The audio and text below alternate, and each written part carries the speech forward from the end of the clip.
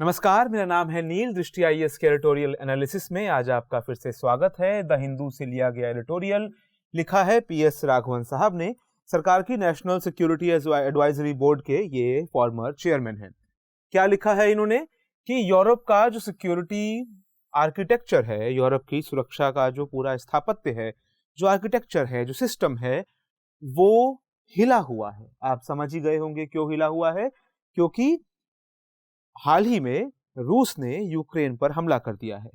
हिला हुआ है भी, ये कह रहे हैं कि उसमें एक लॉन्ग टर्म स्टेबिलिटी लाने के लिए यूरोप के, और ध्यान दीजिएगा बात जब यूरोप की कर हो रही है या राघवन साहब जब यूरोप की बात कर रहे हैं तो वो जानबूझकर यूरोप बोल रहे हैं ताकि अमेरिका इससे बाहर रहे। देखेंगे आगे, बट अभी के लिए वो कह रहे हैं कि इसको और हिलाना होगा, कुछ बदलाव करने होंगे ताकि फ्यूचर में यूरोप का सिक्योरिटी आर्किटेक्चर, वहां का सुरक्षा स्थापत्य थोड़ा स्थिर हो पाए। ब्रॉड आउटलुक समझने की कोशिश करते हैं। शुरुआत होती है वहीं से जहां से इस आर्गुमेंट की शुरुआत होनी चाहिए, यानी हाल में किए गए हमले से, जो हाल में रूस ने यूक्रेन पर हमला किया है। इससे पहले बात होती है कि जो शांति का दौर चल रहा था, कम से कम शांति वार्ता का दौर चल रहा था, उस दौरान पुतिन साहब की क्या क्या टर्म्स एंड कंडीशंस थे, उन टर्म्स एंड कंडीशंस की बात होती है। फिर उस वार्ता के टूटने में और लड़ाई के होने में नेटो की क्या भूमिका देखी जा सकती है। नेटो यानी नॉर्थ अटलांटिक ट्रीटी अलायंस, जिसमें उत्तरी अमेरिका के 2 देश, यूरोप के कुछ देश और एशिया का 1 देश मिला के कुल 30 देश इस समय इसके मेंबर हैं। एक प्रकार का मिलिट्री अलायंस है। उसकी क्या भूमिका रही, उसके बारे में हम बात करेंगे। और फिर अलग अलग न्यस्त स्वार्थ क्या है, अलग अलग वेस्टेड इंटरेस्ट क्या है जो इससे जुड़े हुए हैं। गिनती अभी करा देते हैं, डिटेल आगे देखेंगे। एक स्वार्थ अमेरिका का है, रूस का है, यूक्रेन का है, बहुत ऑब्वियस स्वार्थ है, हम जानते हैं। इसके अलावा यूरोप के जो अलग अलग देश हैं, फ्रांस और जर्मनी इस बारे में क्या सोच रहे हैं। मैक्रोन साहब के कुछ बयान आए हैं जिसमें उन्होंने कहा है कि नेटो ब्रेन डेड है। नेटो यानी मिलिट्री अलायंस, जिसके बड़े मेंबर्स में यूरोप के देश और अमेरिका शामिल है, उसको मैक्रोन साहब ब्रेन डेड बोल रहे हैं। तो उन सब बातों का भी हम जिक्र करेंगे और आखिरी में चर्चा होगी कि भारत पर इस पूरी बात का, इस पूरे आइडिया का, सिक्योरिटी आर्किटेक्चर का क्या असर पड़ने वाला है। बिंदुवार चर्चा शुरू करते हैं। हाल में रूस ने यूक्रेन में मिलिट्री एक्शन शुरू किया और एक ऐसा ड्रामा शुरू हो गया जिसको राघवन साहब ड्रामा कह रहे हैं। एक स्वांग की एक प्रकार से शुरुआत हो गई, कुछ लोग कहेंगे एक त्रासदी की भी शुरुआत हो गई, जिसकी पटकथा जो है पिछले 8 महीनों से लिखी जा रही थी।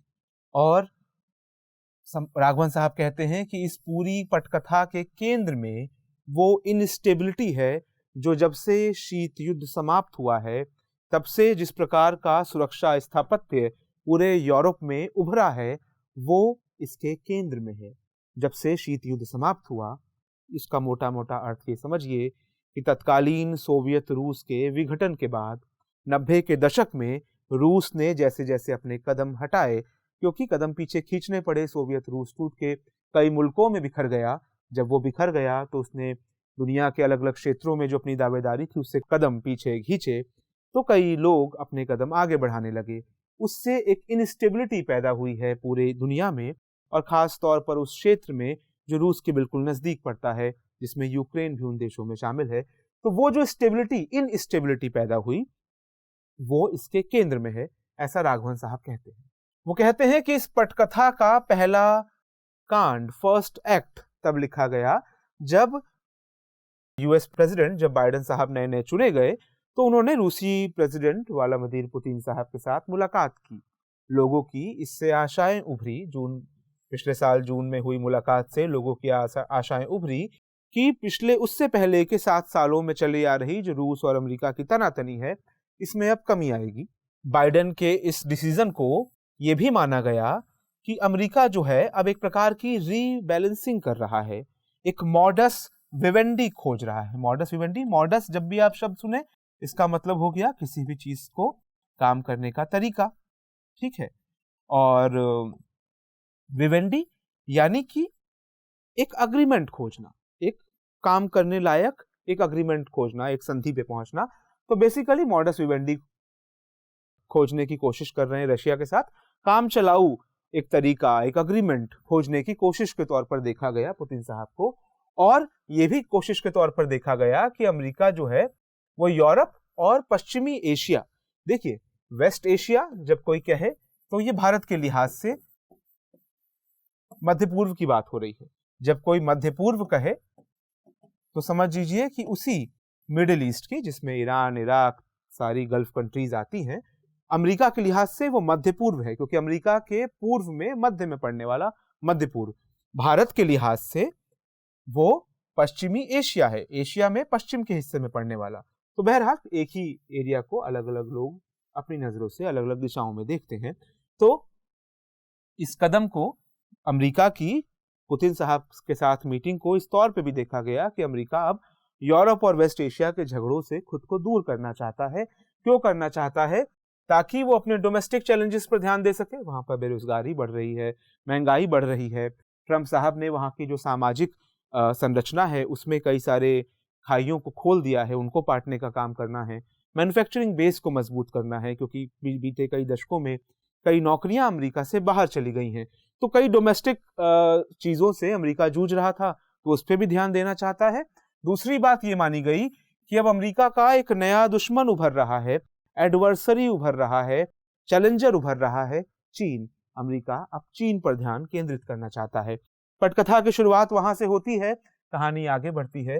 पुतिन साहब ने क्या देखा कि ये मौका है कि रूस की अर्थव्यवस्था जो पिछले कई बरसों से शिथिल पड़ी थी, अगर अमेरिका से बात हो जाती है, रूस की अर्थव्यवस्था थोड़ी जोर पकड़ सकती है और रूस को ये मौका मिल सकता है कि वो अंतर्राष्ट्रीय स्तर पर भी अमेरिका के साथ की मदद से कई मसलों पर एक बेहतर भूमिका, एक सशक्त भूमिका निभा पाएगा, जो कि सोवियत रूस के विघटन के बाद से रूस नहीं कर पा रहा है।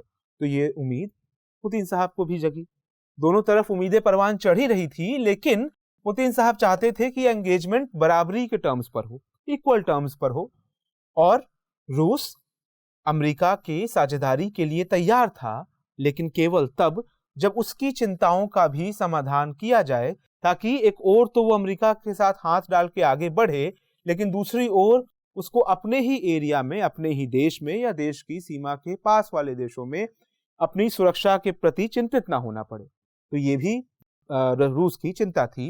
रूस की चिंता का बड़ा कारण जो था वो है NATO, north Atlantic treaty alliance, और यूएस की जो नीतियां रही हैं, क्योंकि माना जाता है कि भले ही नॉर्थ अटलांटिक ट्रीटी अलायंस में 30 देश शामिल हैं, लेकिन इसका जो लीडर है वो अमेरिका को ही माना जाता है, और उसकी कुछ ऐसी नीतियां रही हैं जिसको रूस शंका की नजर से देखता है। तो भले ही रूस चाहता था साझेदारी, बराबरी की टर्म्स पे चाहता था साझेदारी, लेकिन वो ये भी चाहता था कि उसकी चिंताओं के लिए पहले उसको एक गारंटी दे दी जाए, ताकि वो बार बार उसके मन में ये शंका ना बनी रहे कि मेरे प्रभाव क्षेत्र में ही कुछ दखलंदाजी हो रही है, या मेरे अपने देश में ही कुछ दखलंदाजी किसी विदेशी शक्ति द्वारा की जा रही है। क्या शिकायतें थी रूस को? शिकायतों के बारे में रूस ने कई बार जिक्र किया। पहली शिकायत कि रूस का ये कहना है कि जब सोवियत रूस टूट रहा था, तब के वहां के सर्वेसर्वा गोर्बाचोव को अमेरिका के नेतृत्व में नेटो ने, नॉर्थ अटलांटिक ट्रीटी अलायंस ने कई वादे किए थे, नॉर्थ अटलांटिक ट्रीटी ऑर्गेनाइजेशन ने कई वादे किए थे कि हम आपके प्रभाव क्षेत्र में दखलंदाजी नहीं करेंगे, रूस को कभी ये खतरा महसूस नहीं होगा कि नेटो उसके बॉर्डर पर या बॉर्डर के अंदर आने की कोशिश कर रहा है। इस तरह के वादे गोर्बाचोव को किए गए। उसके बाद में आने वाले राष्ट्रपतियों को भी, येल्त्सिन जैसे राष्ट्रपतियों को भी इस प्रकार के वादे किए गए। रूस का मानना है कि नेटो ने जब एक्सपेंड किया, एक्सपेंड करने का मतलब कि पहले तो इसमें बहुत कम मेंबर्स थे, 12 थे, फिर 22 हुए और 30 हुए। ये 30 कैसे हुए कि कई देश जो रूस से टूटकर अलग हुए थे, अपने वादों को तोड़ते हुए नेटो ने उन राष्ट्रों को अपने ऑर्गेनाइजेशन ज्वाइन करने की सहमति दे दी, यानी कि वो रूस के बॉर्डर के नजदीक पहुंचने लगा, वो मिलिट्री ग्रुप जो अमेरिका के नेतृत्व में है। तो ये वादा खिलाफी रूस की पहली शिकायत है। दूसरी शिकायत ये थी कि बात यहां तक खोल दी गई कि फ्यूचर में यूक्रेन भी नेटो का सदस्य बन सकता है। कहा गया कि ये तो रेड लाइन थी, लक्ष्मण रेखा थी, जिसको क्रॉस करना रूस बर्दाश्त नहीं करेगा। रूस ने ये शिकायत कई बार दर्ज कराई। और तीसरी बात कि नेटो का जिस प्रकार का रवैया है कि ये शिकायतें रूस को करनी पड़ती हैं, नेटो का जिस प्रकार का रवैया है, नेटो हाल ही में यूक्रेन में मिलिट्री एक्सरसाइजेस भी करना चाहता था। आप ये कह सकते हैं, ये भी एक तर्क है कि यूक्रेन एक संप्रभु राष्ट्र है और उसको हक है कि वो जो करना चाहे वो करे। इस एक नजरिया ये भी हो सकता है, ये होना भी चाहिए। एक दूसरा नजरिया ये है कि रूस को कई वादे किए गए थे कि उसके इमीडिएट बॉर्डर पर आकर ये सब नहीं किया जाएगा, तो रूस का नजरिया ये है, इसको भी समझा जा सकता है। तो रूस की तीसरी शिकायत क्या थी कि नेटो का पूरा रवैया ही गैर जिम्मेदाराना है, जिससे लगातार रूस को एक प्रकार का सुरक्षा भय बना रहता है, एक शंका बनी रहती है। तो नेटो के एक्सपेंशन ने, नेटो का फैलना, और ध्यान दीजिए कि नेटो के फैलने की जरूरत क्या थी, अगर आप इस पे गौर करें तो पाएंगे कि जब सोवियत रूस टूट गया था, शीत युद्ध की पैदाइश था नेटो। शीत युद्ध में जब दुनिया दो ध्रुवों में बटी हुई है, एक और अमेरिका, दूसरी ओर सोवियत रूस, और सुरक्षा के लिए नेटो की स्थापना होती है कि सोवियत रूस या उसके मित्र राष्ट्र कभी हमारे मित्र राष्ट्रों पर, ऐसा अमेरिका कहता था, अगर हमला करेंगे तो नेटो मिलकर उनकी रक्षा करेगा। अब सोवियत रूस टूट गया तो फिर लड़ाई के खत्म होने के बाद एक गरिमा दिखाई जानी थी, वो गरिमा नहीं दिखाई गई। नेटो ने फैलना जारी रखा। सोवियत रूस के पतन के बाद भी सोवियत रूस का अपना एक नेटो की तरह ही एक पैक्ट था, वॉर्सो पैक्ट कहा जाता था। इस संधि के तहत सोवियत रूस अपने साथ लोगों को मिलाता था, जैसे नेटो अपने साथ, अमेरिका नेटो के तहत अपने साथ कई राष्ट्रों को मिलाता है। वॉर्सो पैक्ट भी खत्म हो गया, सोवियत रूस भी खत्म हो गया, लेकिन तब भी नेटो बढ़ता रहा, बल्कि और तेजी से बढ़ने लगा। और माना गया कि इस बात को यूएस की रजामंदी से ही किया जा रहा है, यूएस के इनिशिएटिव में ही किया जा रहा है। अब अमेरिका ये क्यों कर रहा था? अगर आप सोच रहे हैं कि इसलिए कर रहा था क्योंकि रूस के या सोवियत रूस के पतन के बाद वो केवल अपनी शक्ति को बढ़ाना चाहता था, तो ये अर्ध सत्य होगा। पूरा सत्य ये है कि अंतर्राष्ट्रीय परिधि पे कोई भी किसी का परमानेंट मित्र नहीं होता। अमेरिका को भय था कि अगर नेटो नहीं फैला तो यूरोप जो है, यूरोप के अलग अलग देश जो है, वो अमेरिका की सरपरस्ती को छोड़ देंगे, अपने आप में एक आजाद सिक्योरिटी सुरक्षा स्टैंस लेने लगेंगे। तो अमेरिका उसको भी रोकना चाहता था, है मित्र ही, लेकिन पीछे सबके खंजर रखे हैं। तो संपादकीय कहता है कि नेटो को विस्तार इसलिए किया गया ताकि यूरोप की जो महत्वाकांक्षा है कि वो स्ट्रेटेजिक रूप से स्वतंत्र हो पाए या फिर एक सुपर पावर के तौर पर अपने आप में उभर पाए और अमेरिका पर डिपेंडेंट ना रहे, इस संभावना को रोका जा सके, समाप्त किया जा सके। और रूस के उभरने की संभावना को रोकना तो एक ऑब्वियस लक्ष्य था ही। आज की स्थिति क्या बताती है कि लक्ष्य जो भी थे सफल नहीं हुआ है। नेटो अपने लक्ष्यों में सफल होता नहीं दिख रहा है। नेटो सफल होता क्यों नहीं दिख रहा है? क्योंकि नेटो बहुत ज्यादा जब फैल गया तो उसमें अलग अलग तरह के देश आ गए। कुछ देश हैं जो बहुत गरीब हैं, दुनिया में सबसे अग्रणी हैं। कुछ ऐसे देश भी उसके मेंबर हैं जो इतने अमीर नहीं हैं, थोड़े गरीब हैं। और इस डाइवर्सिटी के चलते एक प्रकार का असंतुलन नेटो के अंदर ही पैदा हो चुका है। इसके बाद एक समय जो बात नेटो को सबसे ताकतवर मिलिट्री अलायंस बनाती थी, क्या चीज कि उनमें एक वैचारिक सॉलिडेरिटी थी, वैचारिक मतैक्य था कि हम एक आजाद दुनिया के लिए लड़ रहे हैं, क्योंकि कम्युनिस्ट दुनिया को आजाद नहीं रखने देना चाहते। ये उनका वैचारिक स्टैंस था। अब कम्युनिस्ट शक्ति का जब पतन हो गया तो उसके बाद ये आइडियोलॉजिकल सॉलिडेरिटी जो थी वो सॉलिडेरिटी खत्म हो गई। जब दुश्मन ही खत्म हो गया तो दोस्ती के जो कारण थे वो अपने आप थोड़े कमजोर पड़ गए। और वॉर्सो पैक्ट और सोवियत रूस के पतन के बाद ये कारण ऑब्वियस तौर पे कमजोर पड़ गए। अब वो कारण रहे नहीं हैं और इतना फैल चुका है नेटो कि वहां पर अलग अलग हित अब अलग अलग दिशाओं में जाते दिखते हैं। अमेरिका की सरपरस्ती ने कम से कम एक काम तो किया है कि इतने अलग अलग दिशाओं में जाते नेटो को भी एक साथ संभाल के रखने में मोटा मोटी सफलता पाई है। लेकिन फिर भी जो अलग अलग देश हैं जब वो मजबूत हो रहे हैं, हम जिक्र करेंगे फ्रांस और जर्मनी का, तो फिर वो अलग अलग देश अपना एक इंडिपेंडेंट स्वतंत्र स्टांस लेना चाहते हैं दुनिया के सुरक्षा से जुड़े मुद्दों पर। तो फिर नेटो कमजोर पड़ता दिखता है। अब हाल ही में जो यूक्रेन में मसला आया, उसने पिछले 8 महीनों की जो हम पटकथा की बात कर रहे थे, उसने एक बार नेटो की कलाई फिर से खोल ही दी। कैसे खोल दी? जो डिविजन्स थे वो खुल गए और यूएस अमेरिका की जो एबिलिटी है कि वो नेटो को एक साथ जोड़ के रखता है, उसमें भी कुछ दरारें, कुछ फांकें दिखने लगी। आयरनी ये है कि ये डिवीजन जो है ये भी अमेरिका के ही पैदा किए हुए हैं। जानते हैं कैसे? नेटो पर अमेरिका का ही दबाव था कि 2008 में यूक्रेन ने जब अप्लाई किया कि हमें नेटो का सदस्य बनने दिया जाए, तो एक एनकरेजमेंट दिखा। यूक्रेन सदस्य तो नहीं बना नेटो का, लेकिन इस बात पर बहुत विचार किया गया। ऐसी आशंकाएं भी रही कि यूक्रेन फ्यूचर में सदस्य बन सकता है। ये सब अमेरिका की सरपरस्ती में हुआ। उसके बाद यूक्रेन में सरकार में बदलाव आया। यूक्रेन की आज की जो ज़ेलेंस्की साहब की सरकार है, ये यूक्रेनी राष्ट्रवादी सरकार मानी जाती है। इससे पहले की जो सरकार थी 2014 से पहले की, वो रूसी सपोर्ट वाली सरकार मानी जाती थी। रूसी सपोर्ट वाली सरकार को बदलकर ज़ेलेंस्की साहब की सरकार को लाने में भी अमेरिका का सपोर्ट माना जाता है। और इस सपोर्ट की परिणति क्या हुई कि यूक्रेन के एक हिस्से क्रीमिया पर कब्जा कर लिया रूस ने। उसके बाद आर्म्ड सेपरेटिस्ट मूवमेंट शुरू हुए यूक्रेन के डोनबास इलाके में। डोनबास इलाका आपको ध्यान रखना है कि कौन से देश का हिस्सा है या किस समस्या से जुड़ा है। डोनबास इलाके में समस्याएं पैदा हुई, इसके बारे में आप अलग अलग प्रोग्राम्स में जान ही चुके होंगे। ब्रॉड मतलब ये है कि डोनबास रूस से लगता यूक्रेन का हिस्सा है। उसमें अलग अलग कई शहर हैं, जिस शहरों में रूसी जनता की एक मुखर आवाज है, रूसी बोलने वाली जनता की एक मुखर आवाज है।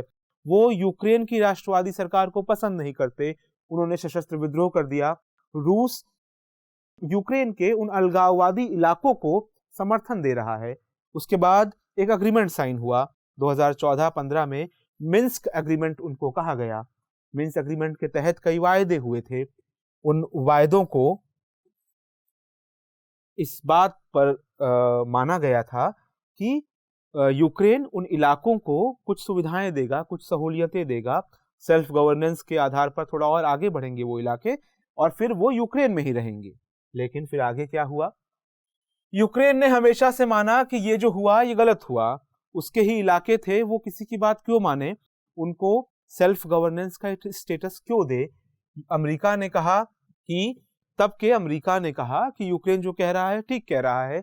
एक प्रकार से अमेरिका ने यूक्रेन को सरपरस्ती दे दी। यूक्रेन ने रूस को आंखें दिखाना शुरू कर दिया। कुछ यूरोपीय देशों ने भी अमेरिका और यूक्रेन की इस लाइन का समर्थन किया, लेकिन, और यहाँ पे दरार दिखेगी आपको, फ्रांस और जर्मनी, जिन्होंने 2014-15 में मिन्स्क एग्रीमेंट साइन कराने में मदद की थी, जिसके तहत यूक्रेन ने वादा किया था कि वो डोनबास इलाके को, शहरों को या इलाकों को कुछ शक्तियां देगा, उनको सेल्फ गवर्नेंस की सहूलियतें देगा, और फिर वो उनके देश यूक्रेन में बने रहेंगे। इस एग्रीमेंट के साथ के पक्ष में फ्रांस और जर्मनी बार बार आते रहे। वो बोलते रहे कि ये मामला तभी सुलझेगा अगर मिन्स्क एग्रीमेंट से जो शुरुआत हुई थी बातचीत की, उस पर कायम रहा जा सके, और फिर ही रूस से बात की जा सकेगी आगे के मुद्दों पर। हाल के महीनों में अमेरिका में जब सत्ता में परिवर्तन हुआ, तो हाल के महीनों में भी अमेरिका में लगा कि अमेरिका मिन्स्क एग्रीमेंट को मानना चाहता है, वो अपने पिछले 7 सालों से चले आ रहे रवैयों को बदलना चाहता है। लेकिन अंतर्राष्ट्रीय रवैये इतनी तेजी से बदलते नहीं हैं, और अमेरिका ने जिन लोगों को खड़ा किया था अपने समर्थन से, उन्होंने मिन्स्क एग्रीमेंट को लागू होने में रुकावटें वो लोग डालते रहे। इस बीच क्या हुआ? पुतिन साहब इस बात को समझने लगे या मानने लगे कि अमेरिका बातचीत के रास्ते को लेकर बहुत ही सहमत नहीं है, बातचीत के रास्ते समस्या का समाधान करने को लेकर सीरियस नहीं लग रहा है। आगे की परिणति हम जानते ही हैं। एक और मामला फंसता है एनर्जी सिक्योरिटी का। कैसे? ऊर्जा सुरक्षा एक बड़ा मसला है। ऊर्जा सुरक्षा के सिलसिले में ही हम नॉर्ड स्ट्रीम 2 पाइपलाइन की बात सुनते रहे हैं। पाइपलाइन कुछ और नहीं है, एक पाइप बिछाई जानी है रूस से जर्मनी के बीच। यूक्रेन को बिना क्रॉस किए हुए रूस के पास गैस के बहुत सस्ते भंडार हैं, अमेरिका के पास भी नेचुरल गैस के भंडार हैं। अमेरिका की गैस, क्योंकि पूरा अटलांटिक क्रॉस करके आती है यूरोप तक, बहुत महंगी पड़ती है, या रूस की गैस से महंगी पड़ती है। जर्मनी चाहता था कि रूस से नॉर्ड स्ट्रीम 2 गैस पाइपलाइन बन जाए, तो पूरे यूरोप को सस्ती गैस मिलेगी इंडस्ट्री के लिए। ये सब जर्मनी वगैरह स्ट्रॉन्ग इंडस्ट्रियल पावर है, इनको ऊर्जा चाहिए। अब देखते हैं क्या होता है। अमेरिका के हित भी हैं कि ये ऊर्जा सुरक्षा यूरोप को ना मिल पाए, तो जर्मनी के लिए नॉर्ड स्ट्रीम 2 पाइपलाइन बहुत महत्वपूर्ण है क्योंकि वो गैस का सबसे सस्ता स्रोत है। दूसरे लोग मानते हैं कि इससे रूस पर यूरोप की निर्भरता बढ़ जाएगी, और वो लोग ये भी मानते हैं कि वो अमेरिका ऐसा देखना नहीं चाहता। यूक्रेन को डर लगता है कि अगर ऐसी गैस पाइपलाइन बन गई जो उसके चारों तरफ से यानी उसको क्रॉस करके चली जाए, तो जो ट्रांजिट फीस में उसको अरबों डॉलर मिलते हैं हर साल, वो ट्रांजिट फीस उसको नहीं मिलेगी। तो उसके हित में भी नहीं था कि नॉर्ड स्ट्रीम 2 पाइपलाइन सफल हो। और अगर वो सफल, और बात केवल पैसों के नुकसान की नहीं थी, अगर यूक्रेन की वो अहमियत ही नहीं रह जाएगी कि गैस पाइपलाइन यूरोप में यूक्रेन से होके जाती है, तो यूक्रेन की अहमियत घट जाएगी। यूक्रेन की अहमियत घट जाएगी तो कल को रूस से जब वो लड़ाई कर रहा होगा तो कौन उसके साथ आएगा। आज तो लोग उसके साथ इसलिए आ रहे हैं, ऐसा यूक्रेन का मानना था, क्योंकि वो यूरोप की ऊर्जा सुरक्षा के लिए भी बहुत महत्वपूर्ण है। अब अमेरिका का जो तर्क है कि रूस पर यूरोप की निर्भरता नहीं बढ़नी चाहिए, ये अमेरिका का तर्क है। इस तर्क में ये बात छिपा ली जाती है कि रूस पर अगर यूरोप की निर्भरता नहीं बढ़ेगी तो किस पर बढ़ेगी। यूरोप की निर्भरता दबे छिपे अमेरिका ये कह रहा है कि अमेरिका पर बढ़नी चाहिए। यूरोप की निर्भरता रूस पर मत बढ़ाइए, यूरोप की निर्भरता अमेरिका पर बढ़ाइए। कई सैंक्शंस लगा दिए गए हैं कि कोई कंपनी रूस के साथ गैस पाइपलाइन पर काम नहीं करेगी, यानी कि यूरोप को अमेरिका से आने वाले लिक्विफाइड नेचुरल गैस, प्राकृतिक गैस का लिक्विफाइड रूप, उसको बढ़ाना पड़ेगा। यूरोपियन देश जो नॉर्ड स्ट्रीम 2 पाइपलाइन का अब विरोध कर रहे हैं, उन्होंने अपने इंफ्रास्ट्रक्चर को बढ़ाना शुरू कर दिया है ताकि अमेरिका से आने वाली गैस को वो अपने देशों में इंपोर्ट कर सकें। अमेरिका को इसमें अपना साफ फायदा दिख रहा है। अब नेटो देश, जो सैंक्शंस लगाई गई हैं अभी अभी रशिया के खिलाफ कि कंपनियां रशिया के साथ व्यापार नहीं कर सकती, वैसी सैंक्शंस के साथ नेटो देश कितना सहमत होते हैं, कितना कंप्लाई करते हैं और कितने समय तक सहमत रहते हैं, ये बताएगा कि नेटो का भविष्य क्या होने वाला है और नेटो कितने समय तक यूनाइटेड रहने वाला है। इसके अलावा ये जानना अभी तो बहुत मुश्किल है कि पुतिन साहब ने जो अभी कदम उठा लिया है ये कितना महंगा पड़ेगा, पैसों के टर्म्स में भी, जीवन और जान माल के टर्म्स में भी। लेकिन इस बात को कहे बिना भी कि रूस जो कर रहा है वो ठीक कर रहा है, इस बारे में बहुत इफ बट हो सकते हैं कि युद्ध किसी समस्या का समाधान नहीं है, तो ये बात अपनी जगह है। इस बात से सहमत हुए बिना भी कि रूस जो कर रहा है वो ठीक कर रहा है, ये कहना पड़ेगा कि यूरोप का जो सिक्योरिटी आर्किटेक्चर है, सुरक्षा का जो ढांचा है, स्थापत्य है, वो टूटा हुआ है। वो टूटा हुआ है। एक सस्टेनेबल सिक्योरिटी ऑर्डर तभी बनेगा जब वो तत्कालीन रियलिटीज को, जो सच्चाइयां हैं, उनको रिफ्लेक्ट कर रहा होगा। लोगों की जो फैंटेसीज हैं, देशों की फैंटेसीज हैं, अमेरिका की फैंटेसी है कि रूस खत्म हो जाए, रूस की फैंटेसी है अमेरिका खत्म हो जाए। होना तो किसी देश को खत्म नहीं है। जब तक सुरक्षा व्यवस्था, सुरक्षा का ढांचा अभी की सच्चाइयों को रिफ्लेक्ट नहीं करेगा, लोगों की फैंटेसीज में फंसा रहेगा, तब तक सुरक्षा का मसला स्थिर नहीं होगा। यानी कि जो शीत युद्ध के समय के चले आ रहे ऑर्डर हैं, उनको अब छोड़ना होगा पीछे, और एक ऐसा ऑर्डर जिसमें रूस की जो वाजिब चिंताएं हैं उनको अगर ध्यान नहीं दिया गया उन चिंताओं पर, तो वो ऑर्डर भी सफल नहीं हो पाएगा। फ्रांस के प्रेसिडेंट मैक्रोन साहब कई बार इस बात को बहुत पुरजोर तरीके से कह चुके हैं कि यूरोप को अपने सुरक्षा का रास्ता स्वतंत्र तरीके से अख्तियार करना होगा। वो ये भी कह चुके हैं कि नेटो ब्रेन डेड है, उसके पास मसल बहुत है, बुद्धि नहीं है, और इसलिए भी यूरोप को अपने दिमाग से सोचना होगा। मैक्रोन साहब ये भी कह चुके हैं कि यूरोप अपने आप में एक जियोपॉलिटिकल ताकत है, एक भू राजनीतिक ताकत है। अपनी डेस्टिनी, अपने मुस्तकबिल पर उसको खुद विचार करना चाहिए, खुद निर्णय लेने चाहिए, और रूस के साथ बातचीत अपने स्तर पर करनी चाहिए ताकि वो रूस की चिंताओं को भी समझ सके, और रूस से जो देश अलग हुए हैं उनकी जो चिंताएं हैं कि रूस उन पर हावी ना हो जाए, इन दोनों के बीच एक बीच का रास्ता निकाल सके, अगर बीच का रास्ता होता है तो। बहरहाल भारत के लिए इसमें क्या है? संपादकीय कहता है कि भारत को कुछ शॉर्ट टर्म इमीडिएट तत्कालिक चुनौतियों के लिए तैयार रहना चाहिए जो रूस के एक्शन के बाद आएंगी। बहुत मुश्किल होगा अभी एक अपने स्ट्रेटेजिक पार्टनर को बैलेंस करना, यानी अमेरिका को बैलेंस करना, जो चाहता है कि भारत ये कहे कि इंटरनेशनल लॉ का उल्लंघन हो रहा है जब एक देश दूसरे देश पे हमला कर रहा है। इस स्ट्रेटेजिक पार्टनर के साथ दूसरे स्ट्रेटेजिक पार्टनर यानी रूस को बैलेंस करना, जो भारत से कह रहा है कि क्या आपको हमारी चिंताएं समझ में नहीं आती हैं। भारत के लिए मुश्किल होगा अपने दोनों स्ट्रेटेजिक पार्टनर्स को बैलेंस करना। एक अच्छा शब्द है स्ट्रेटेजिक पार्टनर्स, मित्र शब्द से बेहतर है। हमने देखा अंतर्राष्ट्रीय व्यवस्था में, विदेश नीति में मित्र नहीं हुआ करते। बहरहाल संपादकीय आगे कहता है कि हम इस स्थिति को 2014 में भी देख चुके हैं। क्रीमिया वाले मसले को हमने बहुत अच्छे से उसको डील किया। हमने जहां पे अंतर्राष्ट्रीय लॉ के समर्थन की बात थी हमने वो भी की, हमने हिंसा को कम करने की भी बात की। हम वही सब बातें आज कह रहे हैं। लड़ाई से हमारा सीधा सरोकार है नहीं। इसके बाद संपादकीय कहता है कि रूस और पश्चिम की जो भिड़ंत है, इसके चलते जो अमेरिका का इंडो पैसिफिक पर फोकस था वो फोकस कम हो जाएगा। वो फोकस कम होगा तो फिर इंडिया को भी अपने बॉर्डर पर, और बात हो रही है चीन पाकिस्तान की, खासतौर पर चीन की, अपने बॉर्डर पर जितने रिस्क भारत ले सकता है उसमें कुछ कैलकुलेशन करना होगा कि कितने रिस्क ले सकते हैं, किस प्रकार का पोस्चर कर सकते हैं, क्योंकि अमेरिका दूसरी जगह व्यस्त है और अमेरिका एक इंपॉर्टेंट स्ट्रेटेजिक पार्टनर तो अभी है ही। लेकिन सबसे महत्वपूर्ण बात, geopolitics however is a long game. जो दुनिया की राजनीति है, दुनिया की भू राजनीति है, ये एक लंबा खेल होता है। आप कह सकते हैं शतरंज का खेल, शतरंज का एक लंबा खेल होता है। अभी के डिसीजंस ये मान के करने चाहिए कि आने वाले समय में भी स्थितियां बदलेंगी, यानी आपको अगली 1-2 चाल ही नहीं कई चालों के बारे में सोच के चलना चाहिए। राघवन साहब कह रहे हैं कि यूएस चीन की जो रस्साकशी है वो वापस तो फोकस में आएगी ही आएगी, और वो फ्यूचर बहुत दूर नहीं है।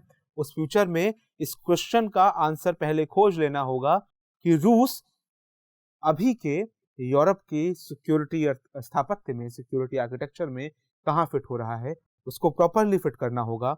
उसके बाद आगे की दुनिया की विदेश नीति, भू राजनीति चलती रहेगी। ये था आज का संपादकीय, और जब संपादकीय यूक्रेन रूस विवाद पर आते रहेंगे हम तभी लेंगे जब उनमें कुछ नया बिंदु हमें मिल रहा होगा। मिलते हैं एक नए संपादकीय के साथ, तब तक के लिए नमस्कार।